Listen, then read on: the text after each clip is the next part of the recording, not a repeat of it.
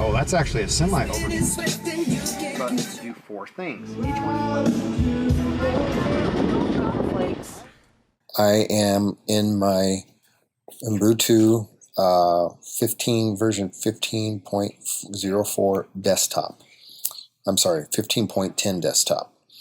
And I'm going to use this to create a device tree binary or blob that I'm going to place content into it so that it'll support the multiple serial ports. Now, if you looked at part 1 of the video, where the first step is I showed how you would configure the serial ports in Debian, you would see where I accessed the DBT file and showed you how the overlays work and made a change to import those. Now, rather than trying to tweak things so overlays work and everything in Snappy, I am going to just create a new Beagle Black DBT file that I can copy over. So first we're going to start with, I'll show you how the Ubuntu device flash command works. I've already got it installed. And basically I want to do a query.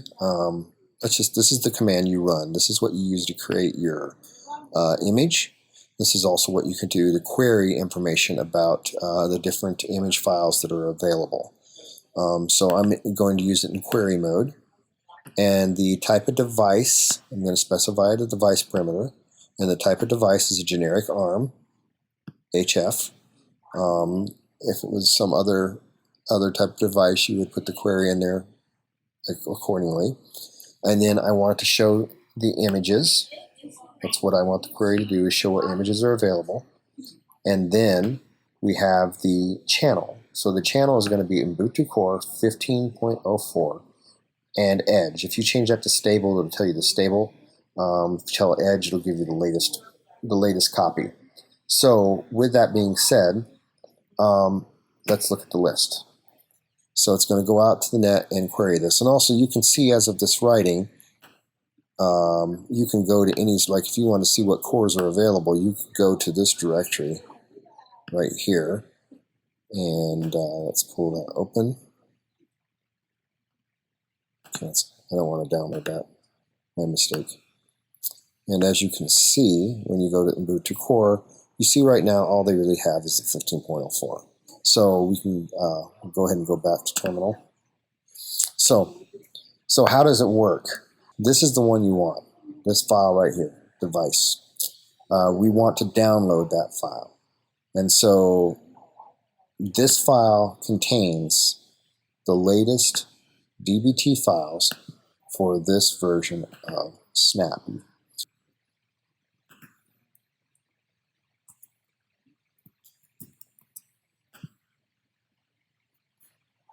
So now we're going to go ahead and copy that file name, and we're going to paste it here, and we're going to download the file.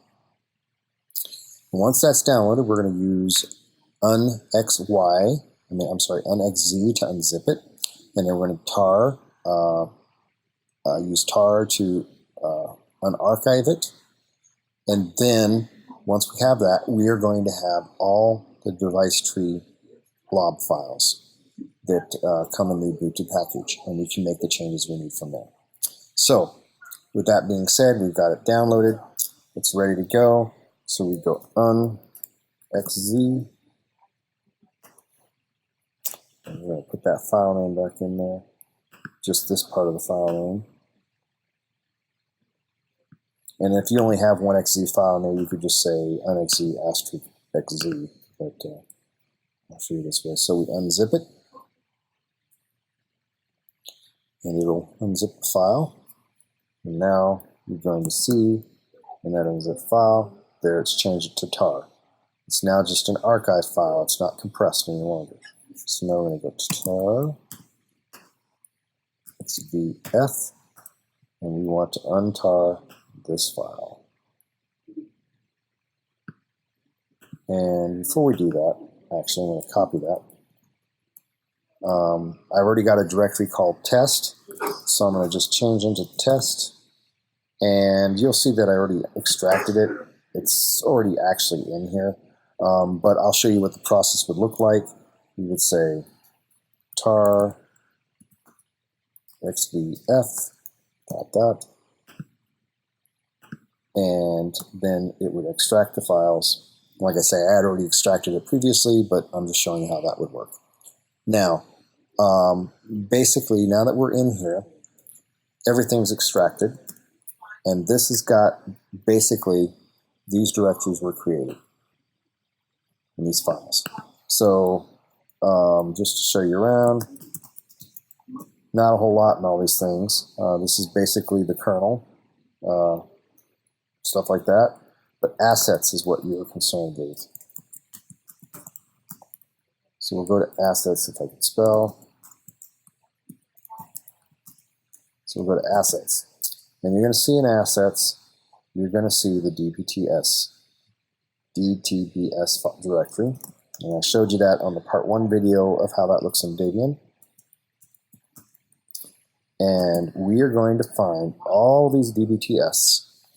And with the DBTS, the one we're looking for specifically is, and these are from previous when I downloaded them. They won't be in there yet. With the DBTS, you are going to see, let me change this.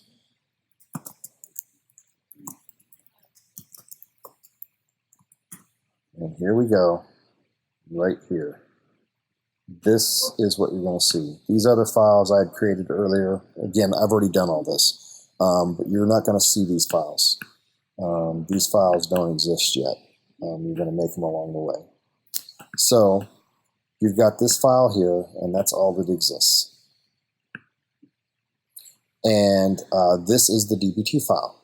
And so we need to take that DBT file and basically convert it back to source, add the changes we need to make, and then go forward. So rather than use overlay files, what I've done is I had already logged in earlier to a Beagle Bone that was running Debian, and I downloaded the overlay files for the COM ports. Again, if you don't know what I'm talking about, watch part 1 of the video. So we've got these overlay files I downloaded from the Debian firmware directory, as you can see there. And I wanted to do that so I could see the contents of the overlay files. Then I decompiled, or basically converted it back to normal, readable source. I converted these files to just plain text, easy to read source. So the command to run that is basically, and I don't remember, so I'm going to just pull it up. And so basically, to convert the file back to source, you take the file name, you take the command DTC, and if you don't have it installed, as soon as you run this, it'll tell you what to install. We aren't going to get into all the logistics of this program, but basically it's saying the input is, well, I guess we will. The name of the file, running a super user file, the command we're going to run is DTC. The input file type is a DBT file. The output file type is a DT source file. So instead of the blob, it's going to convert it to a source file. And the input file is this, and then we're redirecting the file to a DTS file. So we have a text file that's DTS. So I'm going to just show you what that would look like. I'm going to just output it right to the screen. I've already got the source file that exists. So basically, and I'm going to give it a new name because I don't want to overwrite my source file that I already had created. And you can call it whatever you want. You can call it,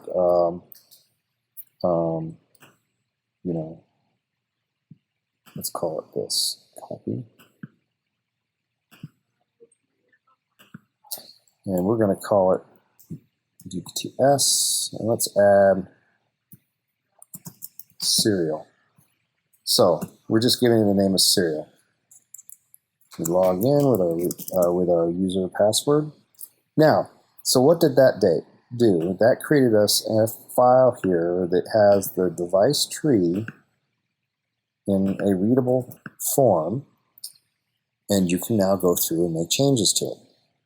So what kind of changes do we need? Well, if you look in here, we're going to go to UART, because that's what we're trying to set up. And you're going to see some stuff already in here for the UART. So you'll notice we see UART 0 is defined, nothing else.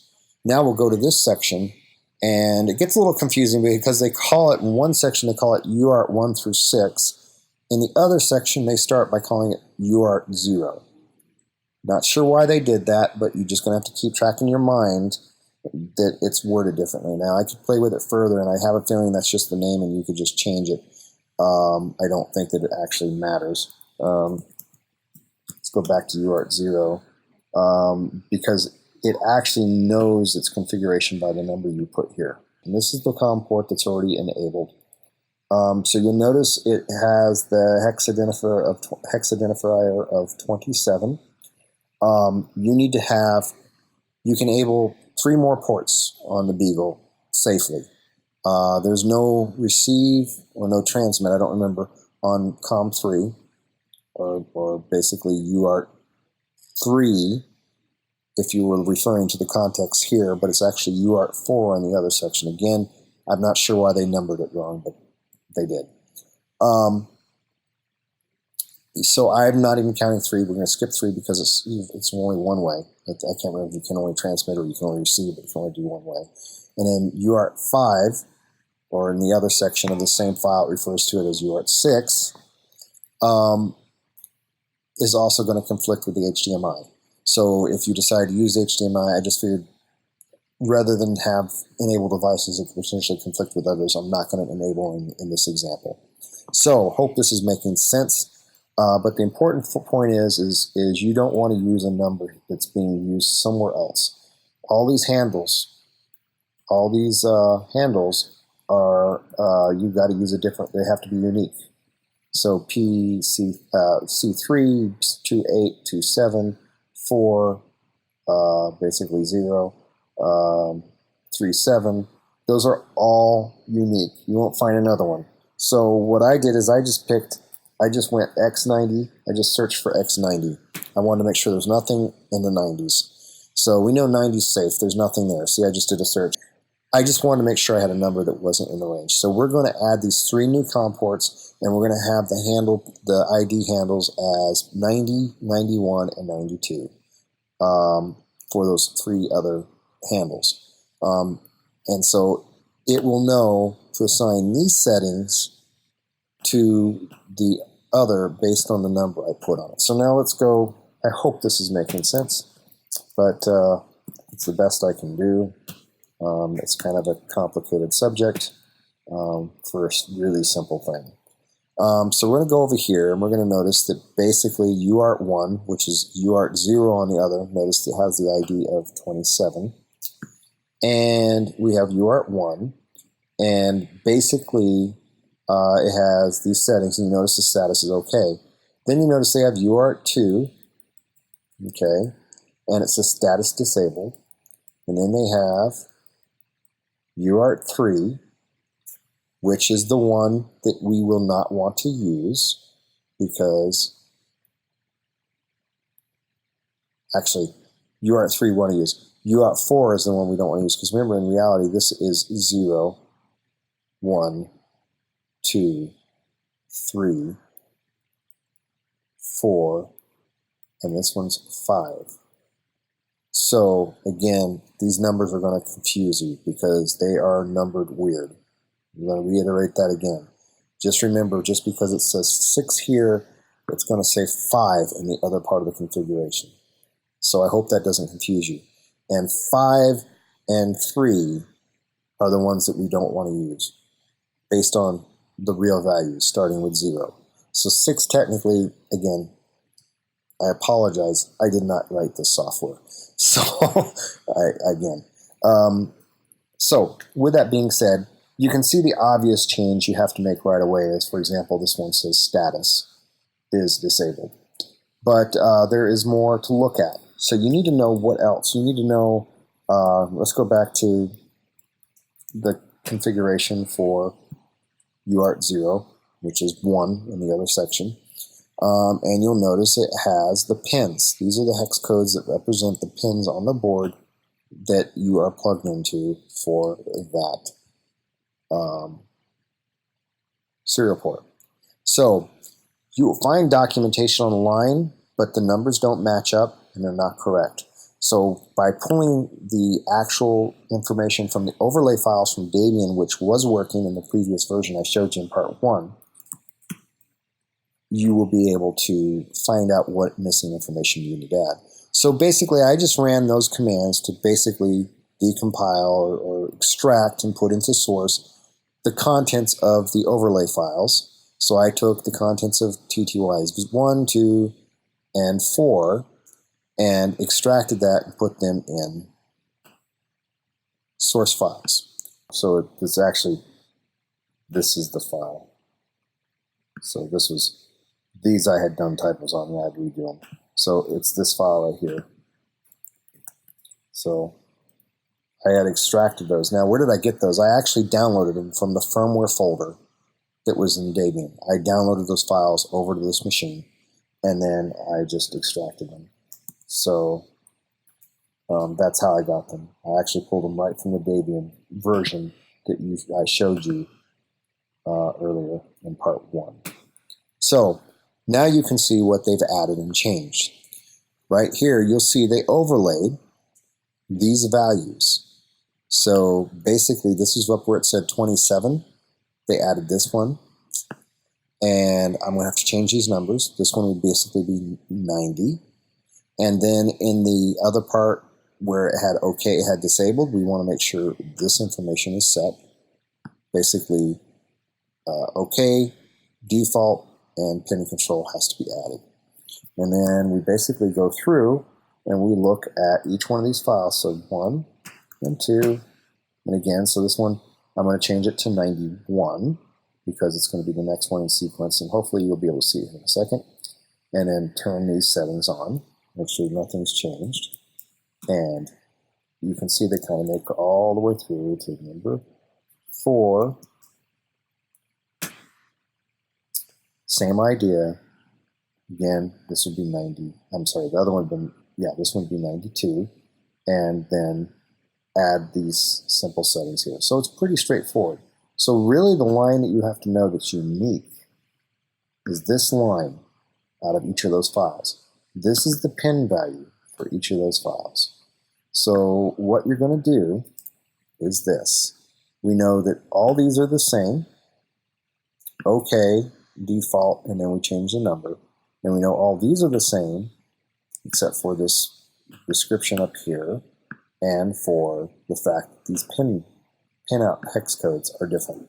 So let's go ahead and go back to the source file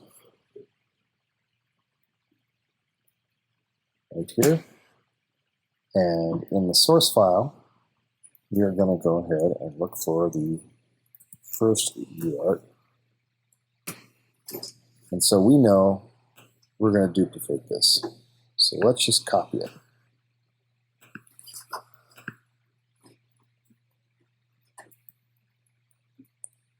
And we need basically 3 more ports. There's 1, there's 2, there's 3.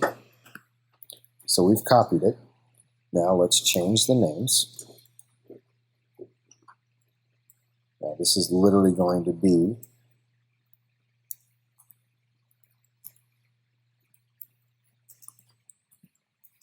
come on, edit correctly. It's going to be 1. And this one's going to be 2. This one's going to be 4. So that's the actual real UARTs that we're going to enable.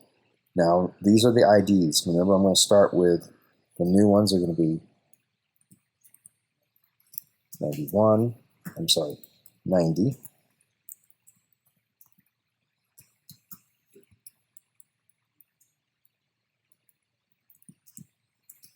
90.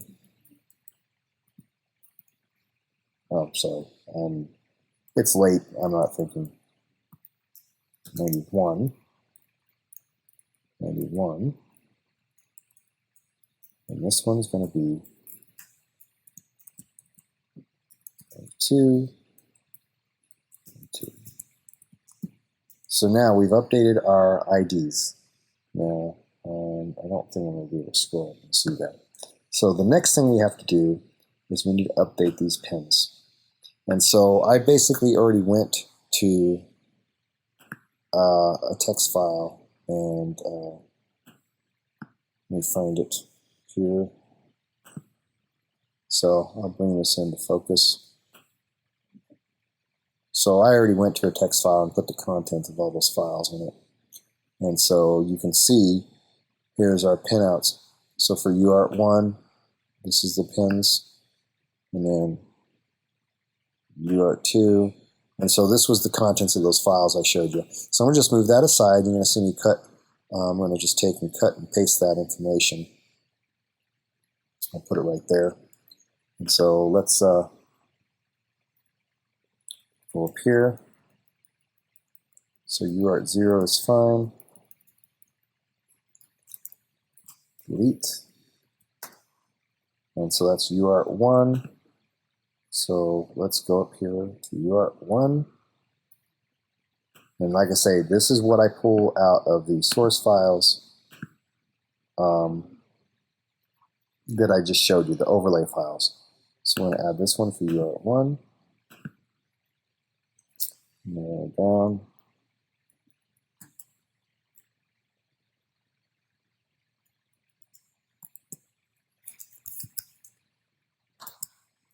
Actually, I'm going to clear this out too right here.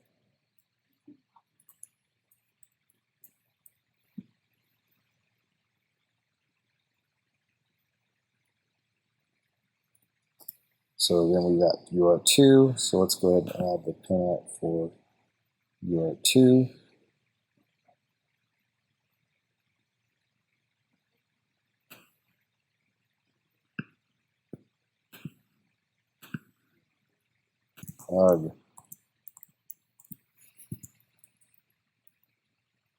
And then UART4.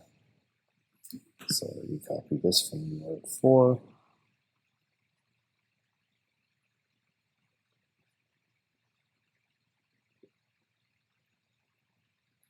UART3 we skip because, like I said, it doesn't have it. So UART4.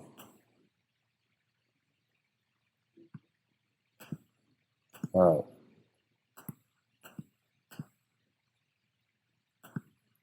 There we go, UART4. So now we've assigned the pinouts for each of these 90. Here's the pinouts for 90, here's the pinouts for 91, and here's the pinouts for 92. So now let's go to the next section where we enable the port. Do it this way, UART1. Okay. So basically, we need to add this to each section, and we need to change the status to OK. So we know that really this is UART0, and it's already enabled. And then this is UART1, and we want to enable it. So we're going to change the status to OK.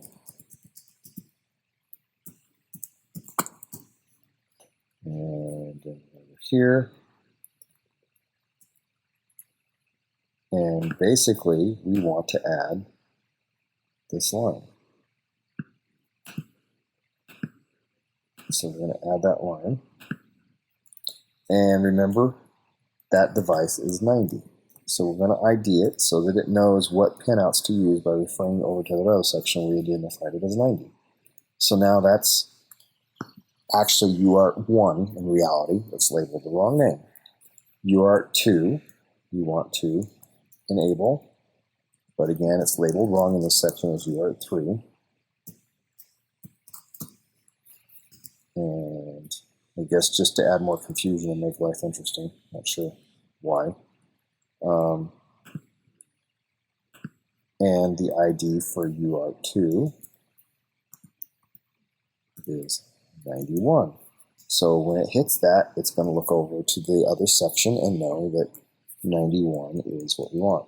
This one, UART3, which it's labeled 4, but again, it's wrong. This is UART3, is disabled. We want it disabled. Then we have UART5, which is actually UART4, which is the other one we want.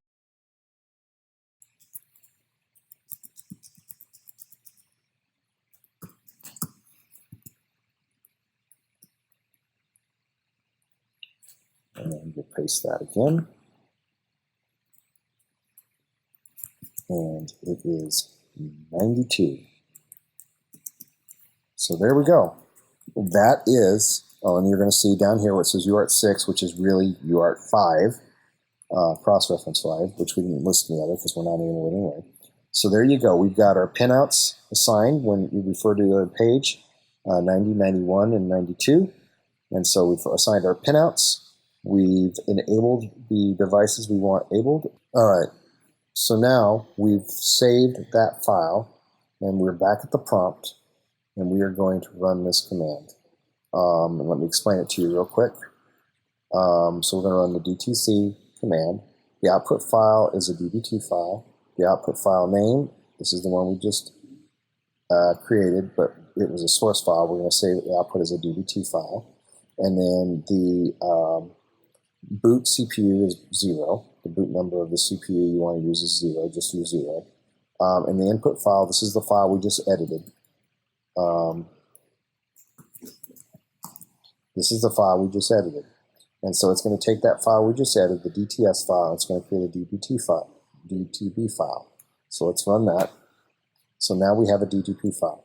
Now we need to go ahead and copy it. So we're going to go, let's copy it to our Beagle Bone. And we're going to copy this file.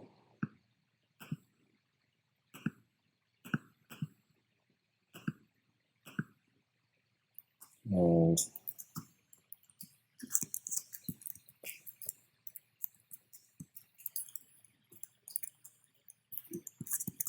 copy it to the home directory. Okay, so we've got that copied over to the Beagle Bone. Now I'm going to shell into the Beagle Bone.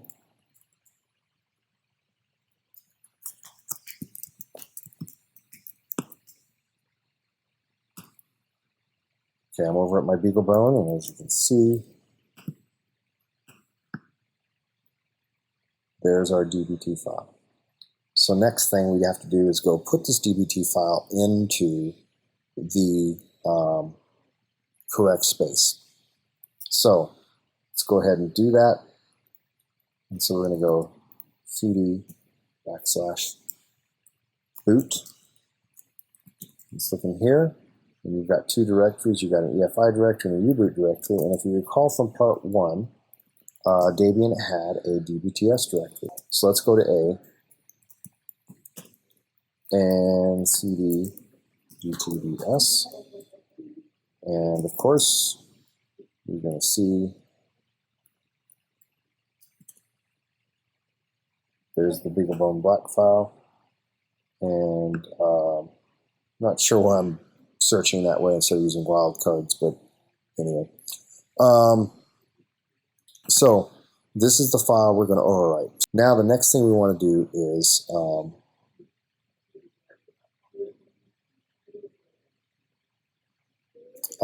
remount the directory.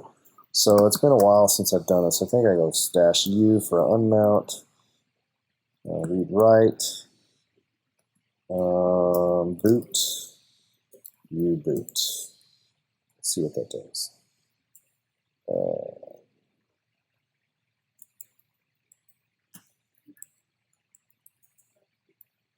Because if I go mount right now, I may be typing a BSD structure on that, but if you look right now, actually the boot is read writable. Interesting. So you may not have to remount it, but you'll have to remount it as possibly read write if it's mounted as read only. But it appears that it's only it is read write already. Debian. I've worked with too many operating systems lately, so I can't remember. One of the operating systems was read-only, and so you have to change that. But it appears that this particular one, it's already rewritable. So literally, we're going to just copy from the home directory. We are going to copy our file, and we are going to just call it this. Oh, yes you do.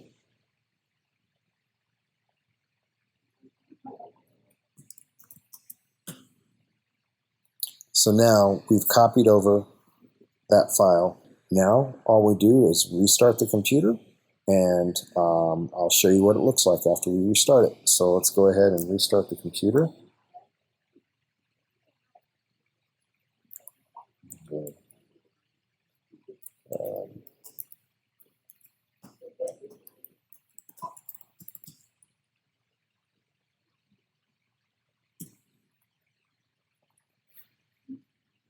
And we'll just wait. And what I try to do, I'll just do a ping so I can watch it. When the ping comes back up, then I'll know it'll be close to reconnecting.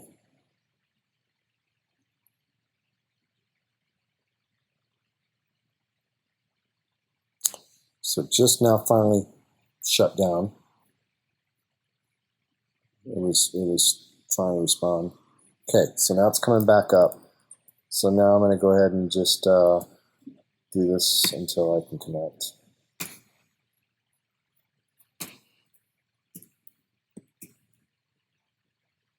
I'm very impatient. You never want to wait. Come on. In Dana. Come on. There we go. Now, let's look at the message.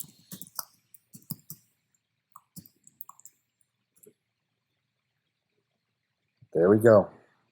This one's been enabled by default. And now you see COM1, COM2, and COM4 are also available. Another way you can check it,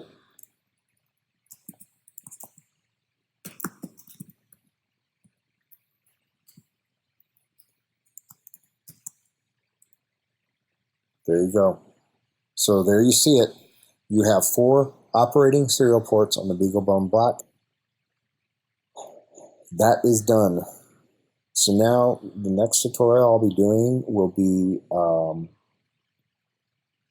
basically showing how you can take that DBT file and actually put it in the image, so that when you have an image, a pre-installed image that will have everything it needs without having to manually come over and copy the DTB file over. So that ends this tutorial. Hope you find it was useful. Thank you.